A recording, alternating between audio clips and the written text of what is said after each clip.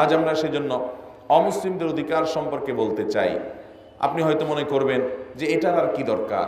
আপনি যদি কোনো অমুসলিমের অধিকার আদায়ে ত্রুটি করেন, তো এমনও হতে পারে কোনো কোনো অধিকার আদায়ে ত্রুটি করার কারণে আপনি মুসলমান হওয়া সত্ত্বেও জাহান্নামে যেতে হতে পারে, ঠিক কিনা?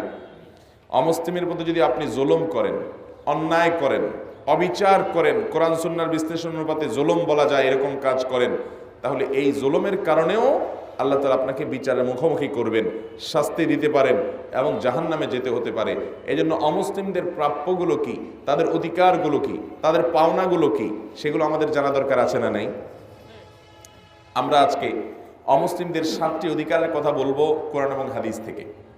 নাম্বার 1, অন্য ধর্মের মানুষ যারা আমাদের সাথে সামাজিকভাবে সহাবস্থান করছে, একই দেশের নাগরিক, পাশাপাশি আমরা একসাথে বসবাস করছি, তারা বৈধ বসবাসকারী, বৈধ নাগরিক মুসলিম দেশের, এরকম যদি হয় তাহলে এই মানুষগুলোর প্রথম অধিকার হলো তাদের বেঁচে থাকার অধিকার, তাদের জীবনের অধিকার। কোনো মুসলিম তাদেরকে অমুসলিম হওয়ার কারণে, ভিন্ন ধর্মের মানুষ হওয়ার কারণে, আল্লাহর প্রতি অবিশ্বাসী হওয়ার কারণে, শিরিক করার কারণে তাদের রক্তকে হালাল করতে পারবে না। পরিষ্কার কথা। নবী করিম সাল্লাল্লাহু আলাইহি সাল্লাম বলেছেন, কোন মুসলিম যদি অন্য ধর্মের মানুষ যারা মুসলমান দেশে অনুমতি নিয়ে এসেছে, ভিসা নিয়ে এসেছে, কিংবা মুসলমানদের সাথে চুক্তিবদ্ধ, তারা শান্তিপূর্ণভাবে বসবাস করবে, বৈধ নাগরিক, এরকম কোন মুসলিম, এরকম কোন অমুসলিম অন্য ধর্মের মানুষ যে মুসলমানদের নিরাপত্তার বলয় এবং অনুমতি নিয়ে মুসলিম কান্ট্রিতে ঢুকেছে বা বসবাস করছে, এক কথায় যাদের বসবাসের ক্ষেত্রে কোনো অবৈধ বসবাসকারী তারা না, বৈধ বসবাসকারী, তাহলে সেক্ষেত্রে এরকম কোনো ভিন্ন ধর্মের মানুষকে যদি, মুআহাদকে, জিম্মিকে যদি কেউ হত্যা করে, কোনো মুসলমান যদি তাকে হত্যা করে অমুসলমান হওয়ার কারণে, নবী করিম সাল্লাল্লাহু আলাইহি সাল্লাম বলেছেন, এই ব্যক্তি জান্নাতে যাওয়া তো দূরের কথা, এই মুসলমান হওয়া সত্ত্বেও জান্নাতের ঘ্রাণ পর্যন্ত পাবে না। তাহলে এ হাদিস থেকে ভিন্ন ধর্মের মানুষদের জীবনের নিরাপত্তার কথা নিশ্চিত করা হয়েছে কি হয়নি? অতএব কোনো মুসলমান অন্য ধর্মের মানুষের উপর শুধুমাত্র সে অন্য ধর্মের অনুসারী, এই কারণে তার উপরে চড়াও হওয়ার, হামলা করার, আক্রমণ করার, তার জীবন এটাকে হুমকির মধ্যে ফেলার কোনো অধিকার ইসলাম আমাদেরকে দেয় নাই। কারণ এটা কোনো যুদ্ধক্ষেত্র না।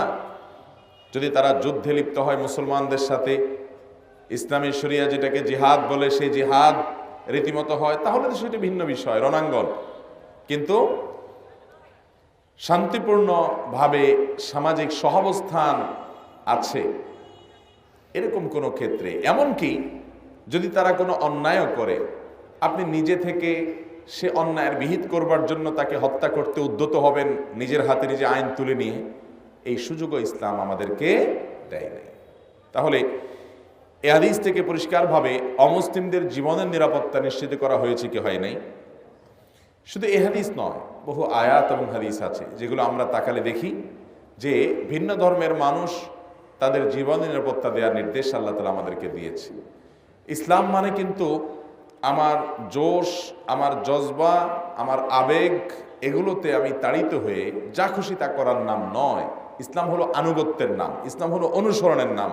আল্লাহ তাআলা মুহাম্মদ সাল্লাল্লাহু আলাইহি সাল্লামকে মডেল করে পাঠিয়েছেন। তার আদেশ নিষেধ, তার জীবনচরিত, সেগুলোকে লক্ষ্য করে পদাঙ্ক অনুসরণ করা, তার পায়ের ছাপকে ফলো করা। তিনি যেভাবে চলেছেন, যেই পথে চলেছেন, যেভাবে চলতে বলেছেন, ঠিক সেটাকে অক্ষরে অক্ষরে মেনে চলার নাম হলো ইসলাম। ইসলাম আমি জোশের চোটে যা খুশি তা, আল্লাহকে খুশি করার জন্য অন্যায় করে ফেললাম, এরকম কিছু করার নাম ইসলাম হতে পারে না। অন্য ধর্মের মানুষদের দ্বিতীয় যে অধিকার আমরা বলতে চাই সেটি হলো তাদের ধর্ম পালনের অধিকার, তাদের ধর্মীয় বিশ্বাস ধারণ করার অধিকার। অন্য যে কোনো ধর্মের মানুষ সে যদি তার ধর্ম পালন করে, একজন মুসলিম হিসাবে আমি মনে প্রাণে বিশ্বাস করি সে বিভ্রান্তিতে আছে, সে ভুলের মধ্যে আছে, সে শিরকে লিপ্ত, সে কুফরিতে লিপ্ত, সে আহকামুল হাকিমিনের অস্তিত্বকে অস্বীকার করছে, আহকামুল হাকিমিনের সাথে আল্লাহর সাথে তার তুচ্ছ বান্দাকে আল্লাহর পার্টনার বানাচ্ছে। এটা আল্লাহর শানে বেয়াদবির শামিল, অপমানের শামিল। সে এরকম অপরাধ করছে, তারপরও যখন সে তার ধর্মীয় দৃষ্টিভঙ্গি থেকে এগুলো করবে, একজন মুসলমান তাকে সেগুলো পরিহার করে তাওহীদে বিশ্বাসী হতে, ইসলামে আসতে বাধ্য করার কোনো অধিকার ইসলাম মুসলমানকে দেয় না। আল্লাহ তাআলা কোরআনে কারিমে বলেছেন, লা ইকরাহা ফিদ্দীন, লা ইকরাহা ফিদ্দীন। ধর্মের ক্ষেত্রে, ইসলামের ক্ষেত্রে, ইসলাম গ্রহণ করার ক্ষেত্রে কারো প্রতি কোনো প্রকার বাধ্যবাধকতা সৃষ্টি করা, জোর করা, এটার কোনো সুযোগ ইসলামে নাই। পরিষ্কার ঘোষণা, ক্বাদ তাবায়্যানার রুশদু মিনাল গাই। কোনটা সত্য, কোনটা অসত্য, কোনটা সঠিক, কোনটা বেঠিক, এটা পরিষ্কার হয়ে গেছে। আল্লাহ তাআলা পরিষ্কার করে দিয়েছেন। মুসলমানের কাজ তাওহীদ এবং শিরকের পার্থক্য বিবরণ করে দেওয়া, অন্য ধর্মের মানুষের সাথে তাদের সামনে ইসলামের সৌন্দর্য তুলে ধরা, তাদের সামনে তাওহীদ এবং শিরকের পার্থক্য এটা পরিষ্কার করে দেওয়া, এটা মুসলমান করবে। এবং যে কোনো ধর্মের মানুষকে ইসলামের সৌন্দর্য তুলে ধরা, এই অধিকার শুধু ইসলাম দিয়েছে তা নয়, আমাদের দেশের সংবিধানও এই অধিকার দিয়েছে যে আমি আমার ইসলামের সৌন্দর্য তুলে ধরার অধিকার রাখি এবং আমার ইসলামের প্রতি আমি যে কাউকে আহ্বান করতে পারি। তো এই যে ইসলামের সৌন্দর্য তুলে ধরার অধিকার আছে, সেটা ধরতে হবে, সেটা আমাদের কর্তব্য। দাওয়াত দিতে হবে ভিন্ন ধর্মের মানুষদেরকে, যদিও সে দাওয়াত হবে শুধুমাত্র মুখে নয়, সে দাওয়াত হবে আমাদের আচরণ দিয়ে, সে দাওয়াত হবে আমাদের কথা দিয়ে, সে দাওয়াত হবে আমাদের কাজ দিয়ে। বিভিন্নভাবে আমাদের দাওয়াত তাদেরকে দিতে হবে, শুধু মুখে ওয়াজ নসিহত করে না। আমি অ্যাজ এ মুসলিম, আমি ইসলামের একজন দূত, আমি ইসলামের একজন দূত, আমি ইসলামের অ্যাম্বাসেডর, আমি ইসলামকে বহন করছি। আমার শরীর দেখে, আমার শরীরে ইসলাম দেখে, আমার আচরণে ইসলাম দেখে, আমার লেনদেনে ইসলাম দেখে, আমাদের সার্বিকভাবে আমার জীবনে ইসলাম দেখে সে ইসলামকে অনুভব করবে। মনে রাখবেন, অন্য ধর্মের মানুষেরা তারা আমাদের ধর্মগ্রন্থ পড়ে না, তারা আমাদের বডি ল্যাঙ্গুয়েজকে পড়ে, আমাদের আচরণকে পড়ে, আমাদের কথাবার্তাকে পড়ে। তারা কিন্তু আমাদের ধর্মগ্রন্থ পড়ে, তারা ইসলাম কিন্তু আমাদেরকে দেখে ইসলামকে তারা মূল্যায়ন করে।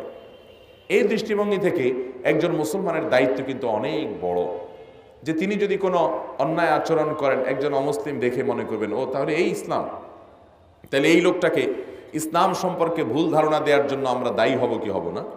এজন্য তাদেরকে তাদের ধর্মীয় বিশ্বাস ধারণ করার স্বাধীনতা ইসলাম যেরকম দিয়েছে, ঠিক একইভাবে ইসলাম একজন মুসলমানকে ইসলামের সৌন্দর্য তাদের সামনে তুলে ধরার নির্দেশও দিয়েছে। সেটি হবে আমাদের বক্তব্য দিয়ে, সেটি হবে ইসলামের বিভিন্ন সৌন্দর্য তুলে ধরার যত উপায় আছে সেগুলোর মাধ্যমে, সেটি হবে আমাদের আচার আচরণের মাধ্যমে, আরও বিভিন্ন উপায়ে। আল্লাহ আমাদেরকে সেটি আমল করার তৌফিক দান করুন। মোহতারাম হাজরিন, অন্য ধর্মের মানুষদেরকে তাদের